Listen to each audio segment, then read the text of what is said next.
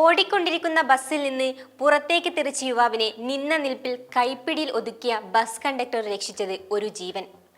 ചവറ അടൂർ പന്തളം റൂട്ടിലോടുന്ന സുനിൽ എന്ന സ്വകാര്യ ബസ്സിലെ കണ്ടക്ടറായ മൺറോത്തുരുത്ത് സ്വദേശി ബിജിത്ലാലാണ് സൂപ്പർ ഹീറോ ആയത്.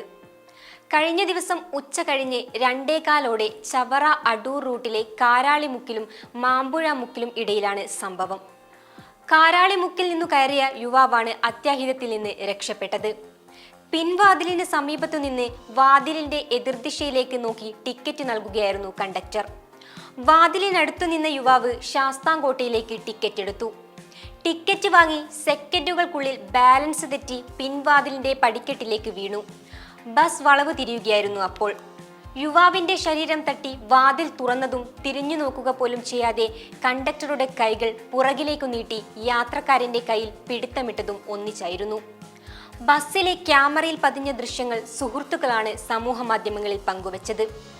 മോട്ടോർ വാഹന വകുപ്പ് ഉദ്യോഗസ്ഥരായ ഷാജഹാന്റെയും ശ്രീകുമാറിന്റെയും നേതൃത്വത്തിൽ പന്തളത്തും ഭരണിക്കാവിലും ബിജിത്ലാലിനെ ആദരിച്ചു.